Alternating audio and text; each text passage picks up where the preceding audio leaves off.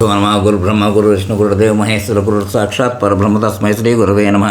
సదాశివసమారంభం వ్యాసశంకర మధ్యమం అస్మదాచార్య పర్యంతం వందే గురు పరంపరాం. అపార కరుణాసింధం జ్ఞానం శాంతరూపణం శ్రీ చంద్రశేఖర గురుం ప్రణమాముదాన్మహం. నారాయణం నమస్కృత్య నరం చైవ నరోత్తం దేవీం సరస్వతీం వ్యాసం తతో జయముదీరయేత్. కృష్ణం వందే జగద్గురు శ్రీ గురుభ్యో నమః. గణాధిపతైన వచన శ్రీ స్కాంద మహాపురాణం పార్ట్ 2 ఎపిసోడ్ 95 95. ఇప్పుడు 94లో ఏం చెప్పుకున్నామంటే కాలభైరవుడు వెంటనే కాలభైరవునితో హింసింపబడిన బ్రహ్మ మరణించిన కానీ ఈశ్వరుని అనుగ్రహంతో తిరిగి ప్రాణమును పొందాను. అక్కడితో చెప్పుకున్నాం. ఇప్పుడు ఎపిసోడ్ 95 కంటిన్యూ చేద్దాం. ఆయన శశిభూషణుడైన శంకరుని చూసి, మహేశ్వర, జ్ఞానాన్ని పొంది తాను చేసిన అపకారమును క్షమించమని పరిపరి విధములు స్తుతించి, శంకర, నా గర్వాన్ని క్షమించు అని మాటి మాటికి స్తుతించి నమస్కరించగా ఆ దేవుడు స్వాంసజనుడైన అంటే అంశజుడైన అంటే తన అంశ అనమాట, స్వాంశజుడైన ఈ బ్రహ్మకు ప్రసన్నుడై, భయపడకుమని భైరవునితో చంపబడిన బ్రహ్మశిరమును సనాతనుడు పూజ్యుడైన కారణం చేత ఇప్పుడు నీవు ధరించమన్నాను. బ్రహ్మహత్య నుండి శుద్ధి కొరకు, లోకక్షేమం కొరకు ఓ భైరవ, నీవు నా ఆజ్ఞతో ఈ కపాలముతో భిక్షాటనము చేయము అని పలికి శంకరుడు నీలకంఠుడు అక్కడనే అంతర్ధానమయ్యం. బ్రహ్మముఖము భైరవుని పట్టుకునేది. శంకరుని మాట ప్రకారం లోకక్షేమం కొరకు తిరుగుతూ చేత కపాలం ధరించి భైరవుడు భిక్షమెత్తనిమ్మని పలికి గిరీశుడు బ్రహ్మహత్య అని పేరు గల భయంకరమైన కన్యను, క్రూరమైన దాన్ని, బడబాలముతో సమానమైన దాన్ని ప్రేరేపించి భైరవునితో ఇట్లనెను, భైరవ, 1 సంవత్సర కాలము బ్రహ్మహత్య నుండి శుద్ధి కొరకు అన్ని తీర్థంలో స్నానం చేయము. బ్రహ్మహత్య నాశనం కొరకు వారణాసికి పొమ్ము. వారణాసి ప్రవేశంతో నీ అధమమైన బ్రహ్మహత్య 30 భాగము నశించును. 1 భాగము నశించదు. దాని నాశనం కూడా నీకు చెప్పేదను, దానిని విను. దక్షిణ సముద్ర తీరమునందు గంధమాదన పర్వతమునందు నేను శుభమైన తీర్థమును ఏర్పరచితిని. అది శివ అని పేరు గలది, పుణ్యప్రదమైనది. నీవు ఇష్టముతో అక్కడికి పొమ్ము. అక్కడికి ప్రవేశించినంత మాత్రమున శివతీర్థ మహాత్మ్యం వలన నీ అశుభమైన బ్రహ్మహత్య పూర్తిగా నశించును. ఇది నిశ్చయము అని రుద్రుడు భైరవునితో పలికి క్షణములో కైలాసమునకు వెళ్ళాను. తరువాత భైరవుడు వారణాసిలో ప్రవేశించగానే బ్రహ్మహత్యాపాతకములో 3 భాగములు నశించినవి. పిమ్మట శివుని ఆజ్ఞతో గంధమాదన పర్వతమునకు పోయిను. అతట నుండి శివతీర్థములకు వెళ్ళి భైరవుడు స్నానం చేసి శివతీర్థంలో ఈతడు స్నానం చేసిన అంతనే అతి భీషణమైన బ్రహ్మహత్యలేమీ లేకుండా నశించిపోయినది. ఈ సందర్భంలో అతని ఎదుట శంభుడు ప్రత్యక్షమయ్యాను. మహాదేవుడు భైరవునితో, నీ బ్రహ్మహత్య పూర్తిగా పోయినది. ఓ భైరవ, సువ్రత, ఈ విషయంలో సందేహం లేదు. ఈ కపాలమును కాశీలో ఏదో ఒక స్థలంలో నీవు స్థాపించు అని పలికి శంభువు అంతర్ధానమయ్యాను.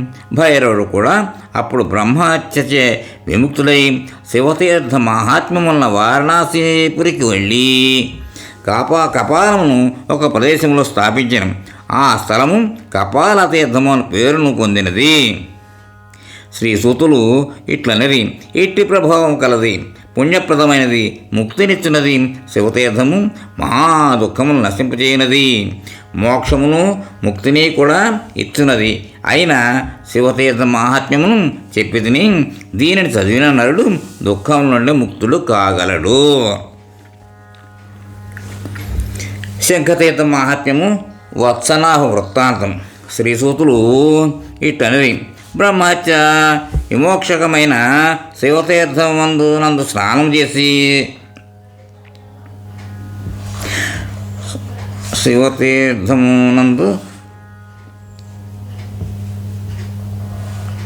చేసి స్వపాప పాపజాల శాంతి కొరకు తర్వాత శంఖతీర్థమునకు వెళ్ళవలను. అక్కడ స్నానం చేసిన కృతజ్ఞుడు కూడా ముక్తుడు కాగలడు. తల్లి, తండ్రి, గురువులను మోహితులై గౌరవించిన వారు, కృతజ్ఞులు, సిగ్గులేనివారు ఇటివారు అందరూ ఈ శంఖతీర్థంలో స్నానం చేసినందువలన శుద్ధులు కాగలరు. పూర్వము శంఖుడు అను ముని గంధమాదన పర్వతమునందు తపము చేసి అతడు స్నానం కొరకు ఈ తీర్థమును కల్పించాను. శంఖుడు నిర్మించిన తీర్థము శంఖతీర్థమని పిలువబడుతున్నది. అక్కడ ఒక్కసారి స్నానం చేసిన నరుడు కృతజ్ఞుడైనను ముక్తుడు కాగలడు. ఇప్పుడు ఒక ప్రాచీనమైన ఇతిహాసమును చెప్పేదాను. దానిని వినినంత మాత్రమున నరుడు ముక్తిని పొందగలడు. పూర్వము వత్సనాభుడు అని పేరు గల విప్రశ్రేష్ఠుడు మహాముని కలడు. అతడు సత్యవంతుడు, శీలవంతుడు, అన్ని భూతములపై దయగలవాడు, ఇంద్రియములను జయించిన తపస్వి.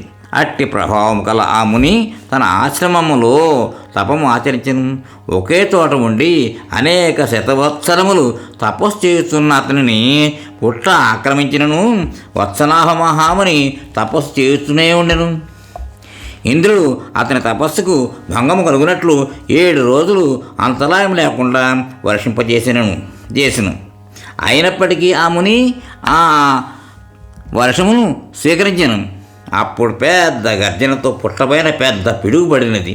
దానితో పుట్ట యొక్క శిఖర భాగము ధ్వంసమైనది. వత్సనాభుడు వర్షబాధను ఎంతో వరకుతో సహించగా ధర్మం యొక్క హృదయంలో దయ కలిగి వత్సనాభుని విషయమై ఇట్లా ఆలోచించను. బాగా వర్షం పడుతున్నాను, ఇతడు తపస్సు నుండి విరమించట్లేదు, కావున నేను ఇతనికి కొంత ఆచ్ఛాదనను ఇచ్చేదను.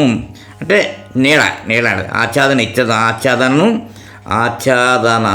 ఇచ్చేదను అని తలచి తగిన మహిషారూపమును దాల్చి యోగి యొక్క పైభాగమును ఉండి వత్సనాభుని శరీరమును కప్పి ఉంచాను.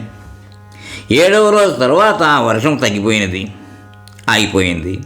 మహిషరూపి అయిన ధర్ముడు ఆ పుట్టను వదిలి కొంత దూరంలో నిలచినది. వత్సనాభ మహాముని తపస్సు నుండి త్వరగా విరమించి చుట్టుపక్కల చూచి పరిసర ప్రాంతములు అన్నీ నీటిలో తేలియాడుతూ ఉండటం గమనించి నేను ఎవరితోనూ రక్షింపబడి తిని ఇది నిశ్చయము. ఆ మునిశ్రేష్ఠుడు నీలవర్ణము గల మహిషమును చూచెను. నన్ను ఈ మహావర్షం నుంచి రక్షించినది ఈ మహిషమే కనుక దీనికి దీర్ఘమైన ఆయుర్దాయం కలుగగలదు అని ఆలోచన చేసి తిరిగి తపస్సు చేయుట ఆరంభించను. తిరిగి తపస్సు చేస్తున్న అతనిని చూసి మహిషరూపధారి మిక్కిలి ఆనందమును పొందెను. తపస్సు చేస్తున్న వత్సనాభమునికి పూర్వములే మనస్సు పరబ్రహ్మయందు ఏకాగ్రము కాలేదు. నైర్మల్యము లేకపోయినతో మనస్సు చంచలము కాగలదు. నాకు అది నైర్మల్యం అది నిర్మలత్వం ఉండాలి, లేకపోతే కష్టం.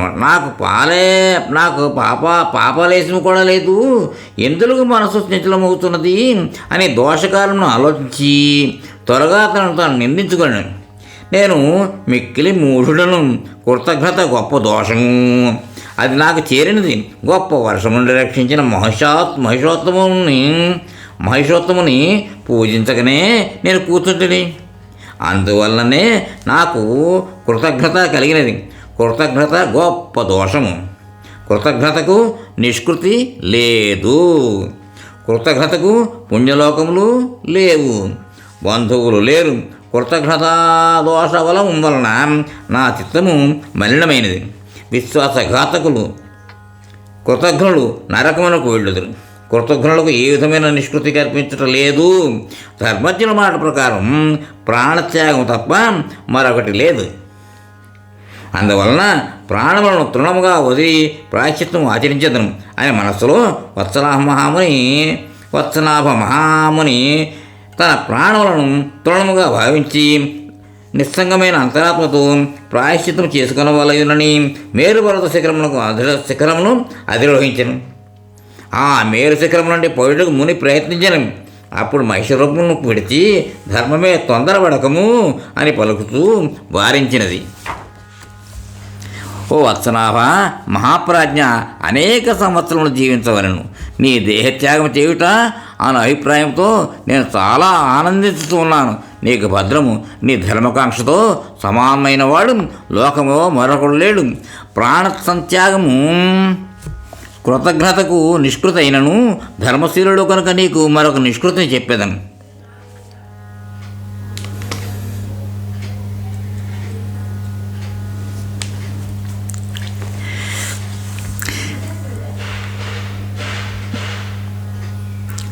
గంధమాదనంలో శంఖతీర్థమును తీర్థము కలదు. ఈ పాపశాంతి కొరకు అతడు స్నానం చేయము. దానితో విగత కల్మషుడవై నీవు చిత్తశుద్ధిని పొందగలవు. తర్వాత విజ్ఞానమును పొంది శాశ్వత పదమును పొందగలవు. ఓ యోగి, నేను నిజమును ధర్మమును చెప్పుచున్నాను అని ధర్ముని మాటలను విని వత్సనాహముని శంఖతీర్థంలో స్నానం చేయదలిచి గంధమాదనమునకు వెళ్ళను. శంఖతీర్థమునకు వచ్చి ఆ ముని అక్కడ స్నానం చేసిన తరువాత పాపం పోయి మనస్సు నిర్మలమైనది. త్వరలోనే ముని బ్రహ్మస్థానంలోకి పోయాను. ఈ విధముగా మీకు శంఖతీర్థ వైభవమును చెప్పితిని. కృతజ్ఞులైన మనుషులు ఇతర విధములైన కృతజ్ఞులు ఇతర స్నానం చేసిన యెడల ముక్తిని పొందెదరు. కనుక కృతజ్ఞులైన మనుషులు ఈ తీర్థమును సేవించవలెను. కృతజ్ఞత పొందిన వానికి నిష్కృతి మరణంతోనే, కానీ ఇతర స్నాన మాత్రం వల్లనే కృతజ్ఞత దోషము నశించుతున్నది. ఇంతకంటే చెప్పేది ఉన్నది. భక్తితో ఈ అధ్యాయమును చదివిన కృతజ్ఞుడైన నరుడు కూడా పాపము నుండి ముక్తుడు కాగలడు. విశుద్ధ అంతరాత్మ కలవాడై సత్యలోకమునకు చేరుకుని బ్రహ్మతో సహా మోక్షమును కూడా పొందగలడు. ఇక్కడితోటి ఎపిసోడ్కి విరామం ఇద్దాం, తర్వాత కంటిన్యూ చేద్దాం. స్వస్తి. మోహన్వాణి తెలుగు పోడ్కాస్ట్ వింటున్న శ్రోతలందరికీ హృదయపూర్వక ధన్యవాదాలు. వినండి, వినిపించండి, వింటూనే ఉండండి. మోహన్వాణి తెలుగు పోడ్కాస్ట్ మీరు వింటున్నారు. మోహన్వాణి. మా కార్యక్రమాలు మీకు నచ్చితే ఇప్పటివరకు మా ఛానల్కి సబ్స్క్రైబ్ చేసుకోకపోతే వెంటనే ఈ క్షణమే సబ్స్క్రైబ్ చేసుకుని ఆ పక్కనుండే బెల్ బటన్ని మ్రోగించి అందరికీ షేర్ చేసి మీ విలువైన కామెంట్ను కూడా చేసి మమ్మల్ని ప్రోత్సహిస్తారని కోరుతున్నాను.